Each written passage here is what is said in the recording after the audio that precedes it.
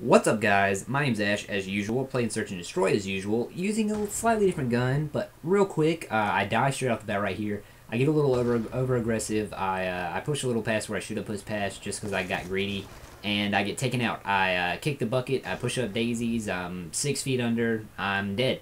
But we skipped straight to the second round. We lost the first round, unfortunately, but not too much to worry about. So, like I said, using a bit of a different gun, using the LMG that is called the Hamr, I think is what you would call it. That's what it looks like it says to me. So, yeah, if you've never used this gun, it's crazy powerful. It's so good. I've only used it about a week, maybe a little bit more than that, maybe like 8 or 9 days, and it's so good. It's like to the point that it's really almost overpowered. It kills in probably like 10 bullets max, as long as you're on target for all 10 bullets. Even if you're shooting them in like the leg, it'll kill in 10 bullets.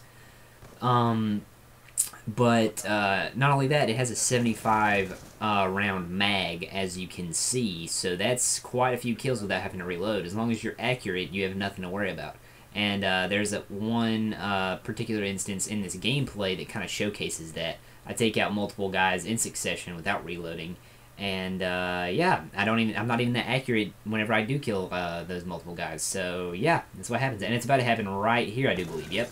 Pick off one, get one as he rounds the corner, and then I jump and see one planting the bomb and pick him off. There was a fourth guy right there around the corner. I hoped he was going to walk around, but he decided not to, so I decided, what the hey, I'll go ahead and defuse the bomb. And I do win us the round. So yeah, but that is kind of a display of what this gun can do. And I think most people, when they run this gun, they probably run like Flak Jacket and stuff like that. But I just went straight out Rush class with it, and it has worked out pretty well. I have to say, it gets you.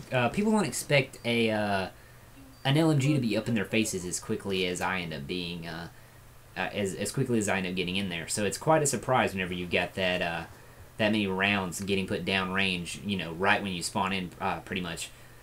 But that's just the way I play the game, and that's kind of what I want to talk about, is the way that I play games in general, and the way that we all play games. Like, try to analyze the way you play video games.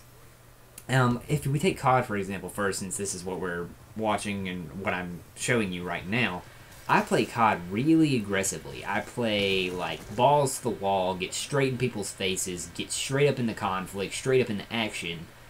And I'm not like that in real life in any sense, not even close. Like, the whole notion of being caught in a conflict is just confusing to me. It's just something unknown to me. I shy away from any conflict. I'm really, I guess, passive aggressive. I do anything to avoid any kind of altercation. But in Call of Duty, I just go crazy.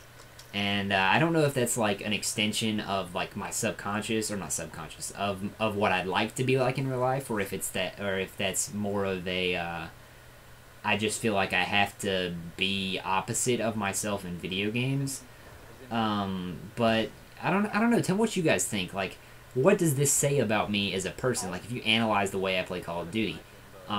And then again, it could also tie into the fact that I'm really, like, I can't focus. Like, I can't sit still for very long. I don't want to say I have ADD, although I probably do. But, I hate to sit in one spot.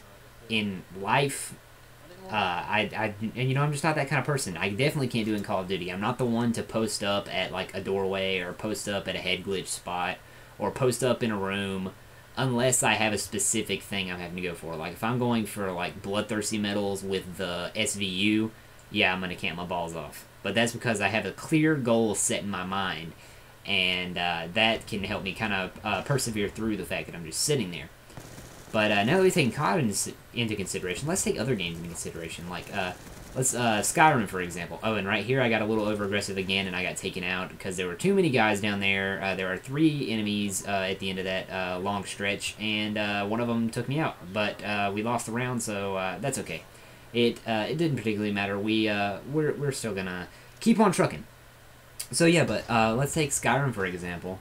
In that game, I think I play more towards the way I would act in real life. Like, I've played, multiple characters on in Skyrim. I played, I played a warrior character, I played a magical character, and I played a stealth-based character. Although, that's not the only kind of characters you can play, but that's kind of the three main archetypes that lie within Skyrim's bounds, in my opinion. You have stealth, magical, and warrior. And I'm sure there's thousands of ways you could approach that game, and I'm sure there's thousands of ways that it's been approached. But the way I usually approach it is the stealth path. Even whenever I play like a warrior type, I still use sneak to the best of my advantage because it's just such a powerful skill, and it eliminates a lot of conflict and a lot of chaos. You can avoid a lot of it, and that plays more into how I would be in real life. Like if I was in that situation where for some reason I had to go into a building and kind of, like had a clear objective at the end of that building, I would try my best to avoid any conflict if I knew I would, get into trouble or something like that if someone within that building saw me. But then again, if we tie it back into COD, I'm not like that at all. I just rush in guns blazing. I don't care what's in there. If I had freaking, engineer on and I saw the building was laced with freaking, what are those things called? Betties and shock charges all out the ass, I'd still go in there. Just rush in like a madman. And I don't know what that says about me as a player. Maybe it says I'm a bad Call of Duty player. Maybe it just says I'm an impatient Call of Duty player. I don't know.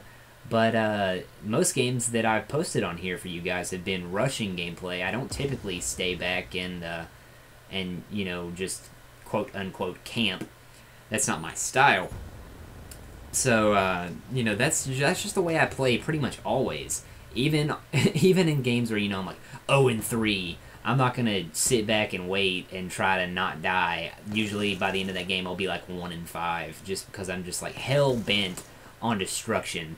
And that's just the way I play this game. And you might say that I play it wrong. You might say, whatever. That's your prerogative, Ash. You can play it however you want. But, just tell me what you guys think. Tell me what you think of me as a Call of Duty player. If I'm a bad let me know if you think I'm bad, and I'm gonna get tons of you little trolls out there. I know you're all my friends, so you're all gonna be like, you're bad, and I know you're gonna do it. I know it. Don't even pretend like you're not gonna do it, because I know you are. But the video's wrapping up. I think this is the last round. And so far I've done pretty well. And also I forgot to point out, I'm using the graffiti camo, one of the new camos that came out with the new microtransactions that they're doing in this game. And I love this camo. If you haven't purchased it, I highly suggest you do, because it's probably the best looking camo in my opinion. If the Day of the Dead camo looked like it always does, or looked like it always does in the dark, then it would be the best camo. But unfortunately, it doesn't. So, the gameplay's wrapping up. I think it's 11-2 with the Hamr LMG on Meltdown. Hope you guys enjoyed the commentary as usual. If you did, leave a like. If you really enjoyed it, share, and I appreciate everything and anything you guys do for me. And I will catch you guys on the next one.